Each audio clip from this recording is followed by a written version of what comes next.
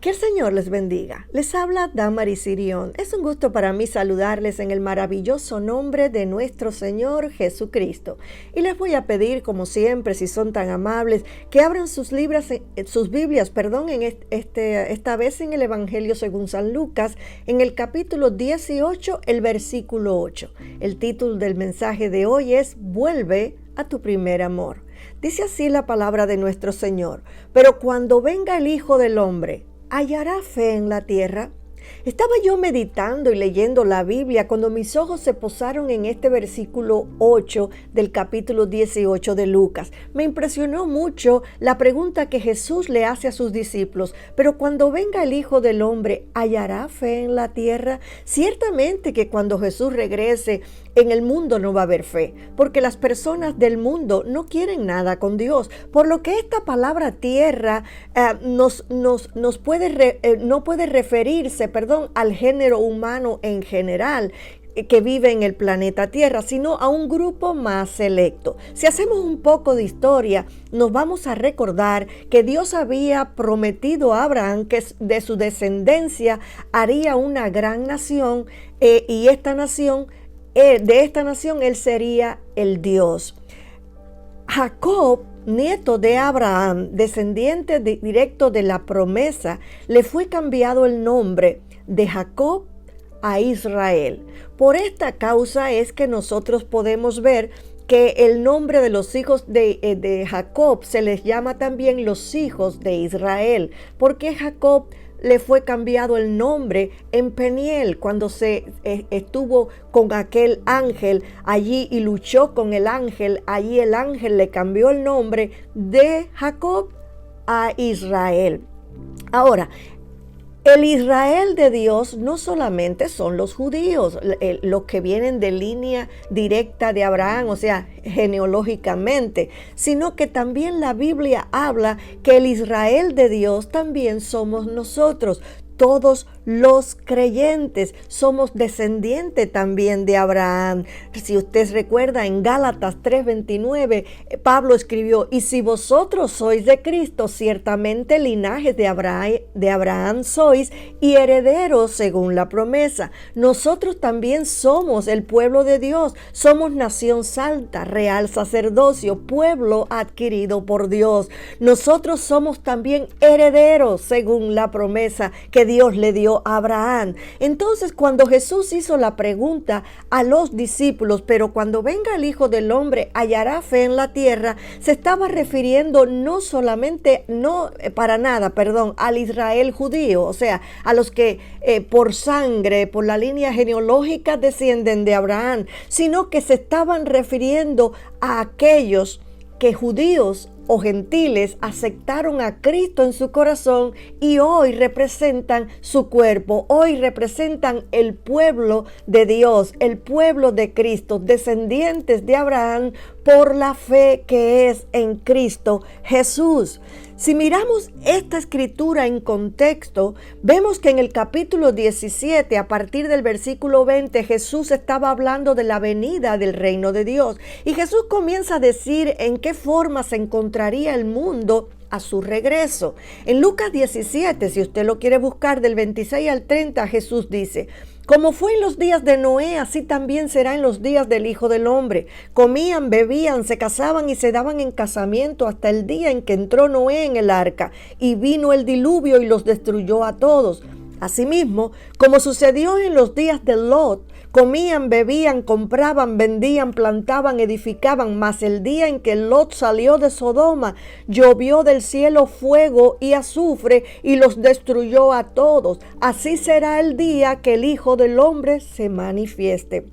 Si vamos a Génesis, encontramos que en los días de Noé el pecado era grande en la tierra. El pecado era tan grande en la tierra que Dios decidió acabar con el mundo que existía entonces, y solamente se salvó Noé, que era un hombre que caminaba rectamente con Dios, se salvó él y su familia en el arca que Dios le dijo que hiciera. También en Génesis 18 vemos que Sodoma y Gomorra estaban corrompidas en pecados y maldad. Y también Dios decidió no seguir con estas ciudades. El pecado llegó a lo sumo de Dios, así que Dios decidió destruirla, y esta vez con fuego. Dice que descendió fuego del cielo y acabó con todas estas ciudades. Jesús estaba dando a entender con esta pregunta que por causa del pecado que estaría operando en el mundo, cuando Él regresara, no iba a encontrar fe. Recordemos que el mundo está yendo de mal en peor. Está siempre la maldad creciendo a lo sumo. Estamos viendo cosas que nunca antes la habíamos visto. Y esto es producto del pecado. Producto del pecado que está aquí. Jesús le hizo un recuento de la historia del mundo y del pecado en que se encontraba el mundo en los días de Noé y en los días de Lot. Y los resumió diciendo, pero cuando venga el Hijo del Hombre hallará fe en la tierra, en el capítulo 18, dando a entender que muy probablemente nuestro planeta Tierra esté a lo sumo del pecado cuando Jesús regrese. Cuando el pecado aumenta, la fe puede contaminarse y decaer. Si usted recuerda, cuando Dios le dijo a Abraham que iba a destruir a Sodoma, allí se encontraba Lot, que era el sobrino de él, y Abraham intercedió con Dios pidiéndole que si habían 50 justos, y él iba a destruir toda la ciudad por los 50 justos, y así fue bajando hasta que hubieran 10 justos. Y el Señor le dijo, si hubieran 10 justos tampoco la iba a destruir. Así que Dios mandó 2 ángeles por la intercesión de Abraham a que sacaran a Lot y a su familia de Sodoma, porque él iba a acabar con la ciudad. Note algo, Dios envió a estos 2 ángeles, y los 2 ángeles le advirtieron a Lot que cuando ellos lo sacaran de la ciudad, a él y a su familia, no podían mirar hacia atrás.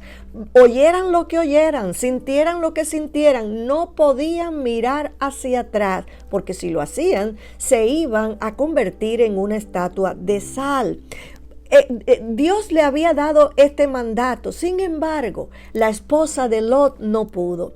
La esposa de Lot estaba arraigada en Sodoma. La esposa de Lot se había contaminado. La esposa de Lot estaba teniendo en mente sus posesiones, todo lo que ella había adquirido en aquella ciudad, todo lo que para ella era importante, todo lo que para ella era de valor, era más que su propia vida. Así que cuando salieron de Sodoma, la mujer de Lot miró hacia atrás y quedó convertida en una estatua de sal. Con este antecedente histórico, Jesús muestra a sus discípulos los peligros que rodearían a la iglesia debido a la inclemencia del pecado cuando Él regresara. En primer lugar, Lucas nos dice en el capítulo 18:8, pero cuando venga el Hijo del Hombre, ¿hallará fe en la tierra? Vale preguntar, ¿está la iglesia de Cristo esperando el regreso del Señor? Cuando miramos a nuestro derredor, vemos a iglesias que comenzaron con un fundamento sólido en la palabra. Sin embargo, hoy se han corrompido y han apostatado de su fe. Meditando yo en esto, el Señor me llevó al libro de Apocalipsis y me llamó la atención cuando Juan escribe a las iglesias del Apocalipsis, porque el Señor le da el mandato de escribirle a cada una de estas 7 iglesias, y el Señor les habla. Si usted abre conmigo en Apocalipsis capítulo 2, los versículos 2 y 3, se dará cuenta de lo que le estoy diciendo. El Señor le dice así a la iglesia de Éfeso: yo conozco tus obras y tu arduo trabajo y paciencia, y que no puedes soportar a los malos, y has probado a los que se dicen apóstoles y no lo son, y los has hallado mentirosos, y has sufrido y has tenido paciencia, y has trabajado arduamente por amor de mi nombre, y no has desmayado. Lo voy a leer en la versión del lenguaje actual para tener un poquito más de claridad en este versículo. En esta versión dice: estoy enterado de todo lo que haces y sé que por obedecerme has tenido muchas dificultades. También sé que has soportado a muchos con paciencia y que rechazas a los malvados. Has puesto a prueba a los que no son apóstoles, pero dicen serlo, y has demostrado que son unos mentirosos. Has sido paciente y por obedecerme has sufrido mucho, pero aún así no te has cansado de obedecerme. Si usted se fija, la iglesia parecía estar marchando bien. El Señor la está alabando por su paciencia. El Señor la está alabando por sus hechos. Ellos estaban trabajando arduamente para el Señor. Ellos obedecían al Señor aún en medio de las situaciones difíciles. Ellos no soportaban a los falsos apóstoles, a los falsos ministros y a las falsas doctrinas. Ellos habían tenido paciencia y habían trabajado sin desmayar. Sin embargo, el Señor le continúa diciendo en el versículo 4: pero tengo contra ti que has dejado tu primer amor.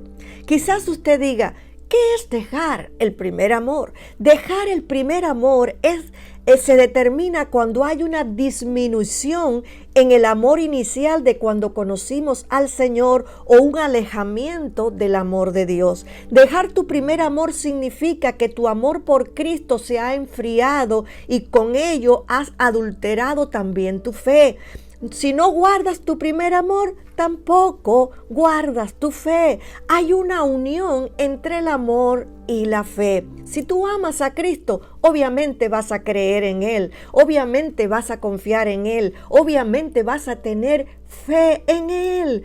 Cuando tu amor por Cristo se opaca por diferentes situaciones, tu fe en Cristo también va a disminuir. Cuando tu amor deja de ser tan cálido como al principio, tu fe también va a decaer. El apóstol Pablo había fundado la iglesia de Éfeso 30 años antes de que Juan escribiera las cartas al Apocalipsis. El apóstol Pablo 30 años antes había escrito la epístola a los Efesios, donde él los alababa por su amor y fe. En el capítulo 1 de Efesios, versículo 15 dice: por esta causa también yo, habiendo oído de vuestra fe en el Señor Jesús y de vuestro amor para con todos los santos. Quiere decir que la fe de ellos era reconocida y el amor de ellos por los santos también. Si usted tiene amor por los santos, o sea, por los semejantes, por las personas que están a su alrededor, por los creyentes, usted también tiene amor por Dios. Recordemos que el primer mandamiento es amar a Dios con todo nuestro corazón, nuestra mente y nuestra alma. Y el segundo mandamiento que Jesús dijo es amar al prójimo como a nosotros mismos. Como puede ver, 30 años después de que Pablo alabara a los efesios, que hubiera fundado la iglesia de Éfeso, ahora el amor de los efesios se había enfriado. Ahora el amor de los efesios se había apagado y había dado lugar a una fidelidad infructuosa, pues profesaban una fe sin amor. Usted no puede tener fe si no tiene amor. Usted no puede tener fe sin amor. Recuérdense que en el libro de Primera de Corintios, capítulo 13, dice que si no tiene amor, nada es. Si no tiene amor, usted no tiene, aunque tenga la fe tan grande de traspasar los montes de un lado a otro, si no tiene amor, nada vale, nada es. Incluso el ocuparse demasiado en las cosas del Señor también puede hacer que usted mengue en su fe. En ocasiones el estar muy ocupado puede influir en su disminución del amor hacia Dios. ¿Por qué? Porque usted se envuelve tanto en las cosas que pierde el tiempo de estar cerca de nuestro Señor. El comentario de Matthew Henry nos dice: la rutina de cada día llega a dar lugar al enfriamiento del amor inicial, del fervor del noviazgo, de la luna de miel del matrimonio. Suele ser un proceso lento, pero desemboca en una crisis tremenda. El enfriamiento del amor significa traición. 30 años antes, esta iglesia había sido encomiada por su amor. ¿Cómo llega a suceder esto? Cuando la obra de Dios cobra más importancia que el Dios de la obra. La iglesia de Cristo que el Cristo de la iglesia. Si usted pone atención, la iglesia de Éfeso estaba activa, trabajando para el Señor. El mismo Señor la elogió diciéndole: yo conozco tus obras y tu arduo trabajo y paciencia. Si usted ve, la iglesia no estaba ociosa. Ellos estaban trabajando, ellos tenían sus actividades, ellos tenían su calendario repleto de actividades, ellos trabajaban arduamente para el Señor. Pero esa ocupación de ellos, de estar envuelto en todas las cosas, había permitido que el amor de ellos, o había sido el puente, mejor dicho, para que el amor de ellos por el Señor menguara, disminuyera, se enfriara. La ocupación te puede robar tu devoción. Si usted ve, la iglesia no estaba parada, la iglesia no estaba sin hacer nada, pero la iglesia había cometido una traición, había dejado su primer amor. Cuando estás muy ocupado, ya no tienes tiempo para estar a solas con Dios. Cuando estás muy ocupado, ya no te deleitas en leer su palabra. La ocupación te puede mantener activo, pero a la misma vez alejado. La ocupación te puede mantener activo, pero a la misma vez desenfocado. La ocupación te puede mantener activo, pero apagado, sin amor. El pecado también enfría el amor. No solamente las ocupaciones, sino el pecado también puede ser una causa por la cual el amor hacia el Señor mengue. La maldad del pecado mata el amor. Por esta razón usted ve que en el mundo no hay amor. Todos buscan lo suyo. Nadie mira por el bien del prójimo. El pecado divide las familias y el amor que había antes entre ellos se desvanece por causa de la maldad que hay en sus corazones. En Mateo 24:12 Jesús dijo: y por haberse multiplicado la maldad, el amor de muchos se enfriará. El amor del mundo, de las familias del mundo, pero también el amor dentro de la iglesia puede menguar. Al estar rodeados por el pecado, podemos ser seducidos al desamor. Al acostumbrarnos al pecado que nos circunda, podemos descuidarnos de nuestro amor por nuestro Señor. El desamor del mundo puede contagiar a la iglesia. Ahora usted dirá: ¿cómo sucede esto? Al acostumbrarnos al desamor del mundo, podemos ser fácilmente llevados al desamor también. Y por las ocupaciones que tenemos cada día, sea en la iglesia o en nuestro trabajo, con nuestra familia, vemos el pecado del mundo y tratamos de comparar nuestra vida con la del mundo y nos hallamos que estamos bien. Nosotros no pecamos como ellos, nosotros estamos trabajando para el Señor, aunque no tengamos tiempo para Cristo, aunque no tengamos tiempo para orar, aunque no tengamos tiempo para buscar el rostro del Señor, aunque no tengamos tiempo para ayunar, aunque no tengamos tiempo para nuestra comunión diaria, de leer la palabra, de estar en comunión con Dios. Nosotros nos vemos bien porque miramos a nuestro alrededor y vemos cómo está el mundo y decimos: somos santos, nosotros no hacemos lo que ellos hacen, trabajamos para el Señor y no cometemos ningún pecado. A los ojos de Dios estamos bien, y nos descuidamos de nuestra devoción al Señor. Recordemos que el amar a Dios es el primer y más grande mandamiento. En Mateo 22, 37, 38 Jesús le dijo: amarás al Señor tu Dios con todo tu corazón, con toda tu alma, con toda tu mente. Este es el primer y más grande mandamiento. Dios no admite que nuestra devoción a Él se distraiga con nada o la ocupe, ese espacio de devoción lo ocupe otra cosa. Si usted pone atención, el dejar nuestro primer amor es pecado a los ojos de Dios y trae consecuencias. En el versículo 5, el Señor le continúa diciendo a la iglesia de Éfeso: recuerde por tanto de dónde has caído y arrepiéntete y haz las primeras obras, pues si no, vendré por pronto a ti y quitaré tu candelero de su lugar, y si no te hubieres arrepentido. Note que el Señor le dice a la iglesia de Éfeso, en primer lugar, recuerda por tanto de dónde has caído y arrepiéntete y haz las primeras obras. La traducción del lenguaje actual dice, por eso acuérdate de cómo eras antes y vuelve a obedecer a Dios, deja de hacer lo malo y compórtate como al principio. Fíjese, el dejar de amar al Señor o que nuestro amor hacia el Señor se disminuya, la Escritura dice, deja de hacer lo malo. O sea, es pecado a los ojos de Dios. Dios nos llama al arrepentimiento si esto está pasando en nuestro corazón. Nos llama a volver a tener comunión con Él, una comunión inquebrantable con Él. Note que Él no nos llama a hacer obras diferentes. Él no nos dice, bueno, ven aquí, arrepiéntete y comienza a hacer algo nuevo para mí. No, Él te dice, haz las obras del principio. Lo que tú estabas haciendo en el principio, cuando tú me amabas, cuando tú me conociste, cómo te desvivías por mí, cómo hacías las obras para mí, con todo tu corazón, con todo tu amor. No hagas obras diferentes, dice el Señor, sino haz las obras que surgen del mismo principio como antes, de la fe que obra por el amor. Tenemos que estar conscientes que cuando nuestro amor por Dios mengua, la fe se extravía.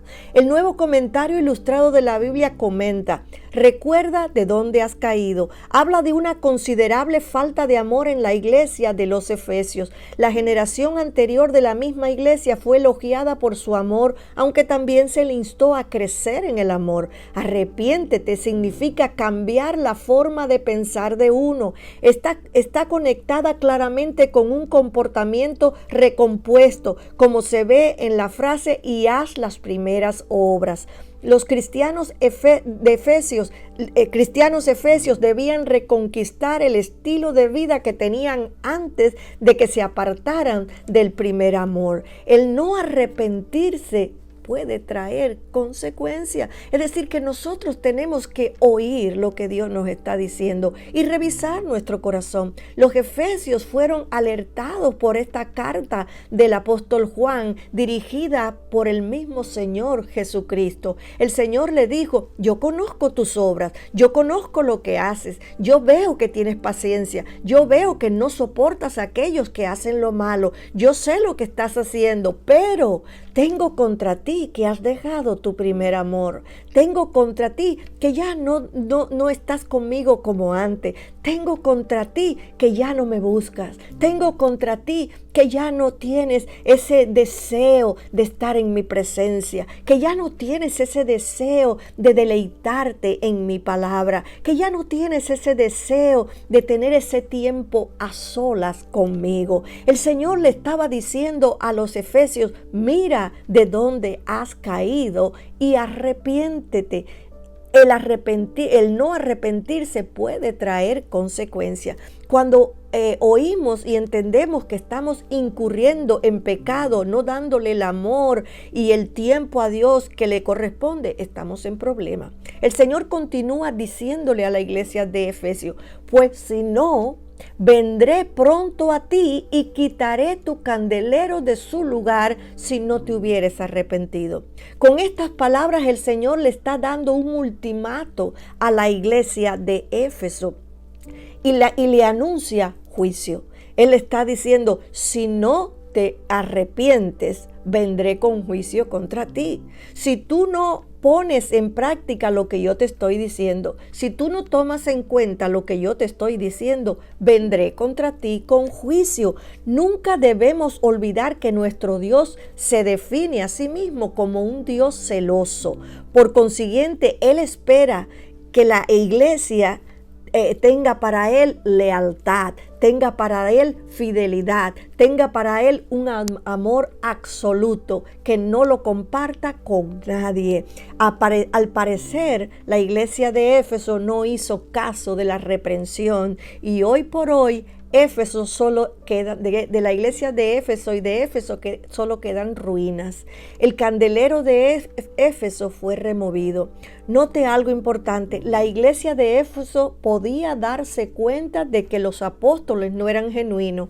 Ellos podían darse cuenta de la doctrina errónea que predicaban los nicolaitas. Sin embargo, por estar tan ocupados en el trabajo al Señor, no se percataban que habían dejado atrás su primer amor. Ellos podían, ellos podían darse cuenta de todo lo que estaba pasando a su alrededor y de los malos obreros y de los que se decían apóstoles y no lo eran, y de todas las enseñanzas erróneas, pero ellos no podían darse cuenta que ellos mismos estaban incurriendo en un pecado. Habían dejado el primer amor. Un comentario bíblico dice, el verdadero cristiano no consiste en recordar el amor pasado, sino en mantener el mismo amor ardiente a Cristo, esa actitud reverente hacia Él. El pan puesto sobre la mesa de oro del templo debía ser fresco, no pasado.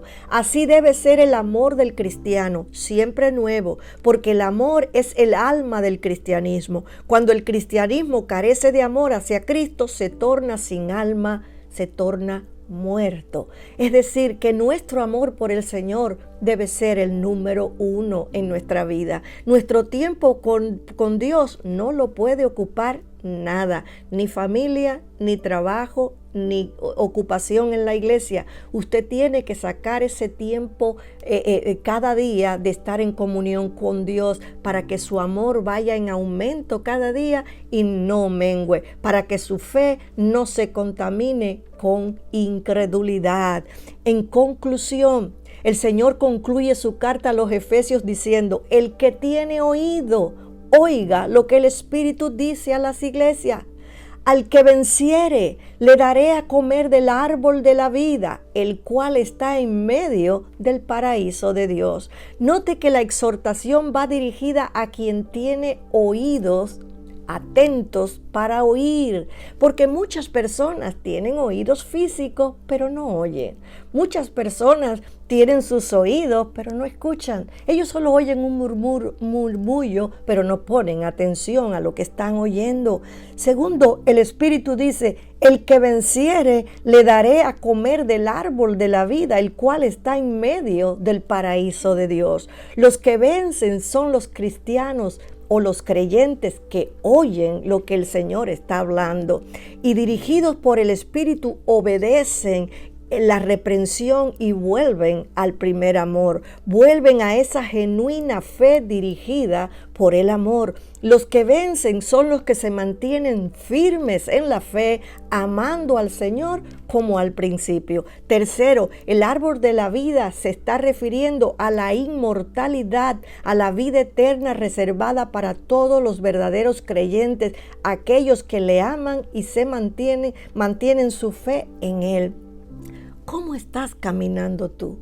Vale recordar, ¿estás caminando tú en amor por el Señor? ¿Estás caminando en fe? ¿Estás caminando conforme a la palabra? ¿Estás amando al Señor como al principio cuando tú te convertiste? Cuando lo primero para ti era el Señor, cuando te pasabas el tiempo de rodillas, cuando te pasabas orando, cuando te pasabas alabando, cuando no perdías el culto, cuando estabas atento a la palabra, cuando te dedicabas a leer la Biblia, cuando te dedicabas a estar a solas con Dios. ¿Estás tú igual que al principio o al pasar el tiempo has visto que te has acomodado y ya no estás como antes? Ya no te rige ese amor por el Señor, sino que lo ves como algo normal, que lo puedes dejar para después. Si no lo pude hacer hoy, mañana lo hago, y si no lo puedo mañana pasado, pero es que el Señor sabe que estoy tan ocupado. Mira la iglesia de Éfesos, el Señor la alabó por su trabajo y por su ardua labor,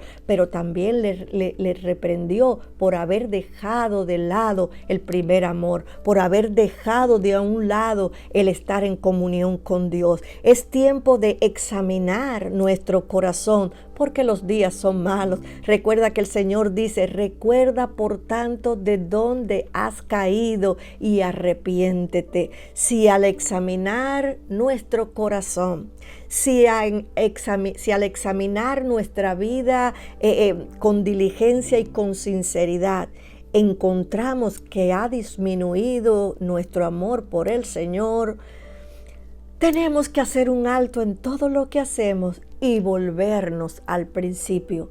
Tienes que mirar por dentro.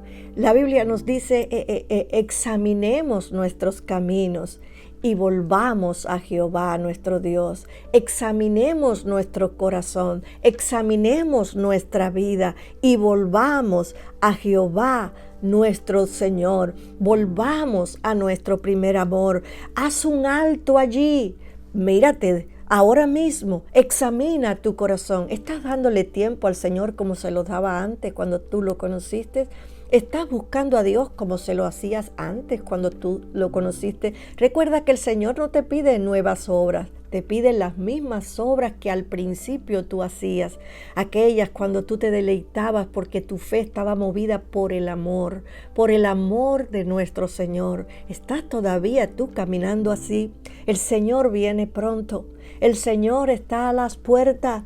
El Señor está al llegar por su iglesia. Por lo tanto, volvamos al primer amor y fortalezcamos nuestra fe sólidamente en Él. Volvamos al primer amor. Amén. El Señor le bendiga. Le habla el reverendo Josué Irión. Si ese mensaje, los mensajes anteriores, ha sido de bendición a usted y a su familia, usted puede ayudarnos financieramente a nuestros misioneros y nuestra escuela bíblica que está en la India.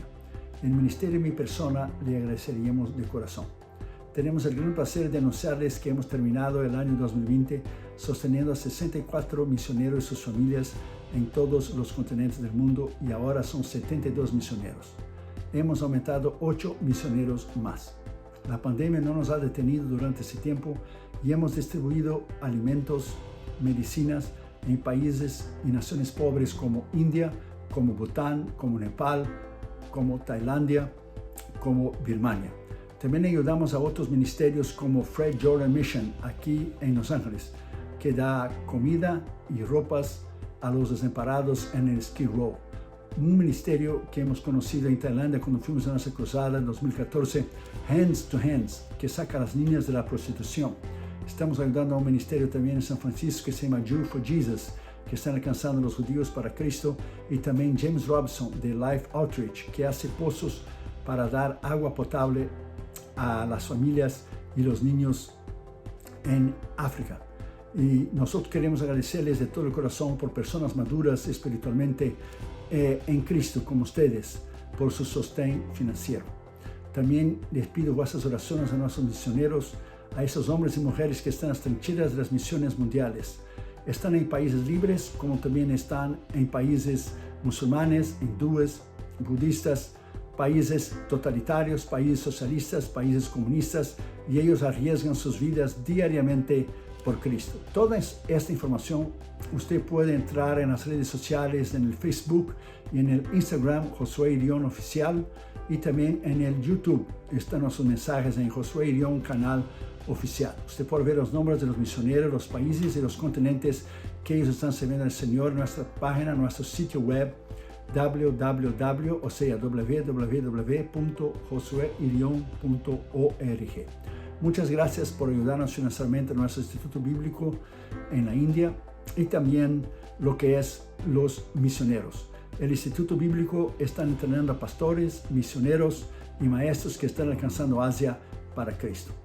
La Biblia dice en Lucas 6:38, Jesús lo dijo, dad y se os dará.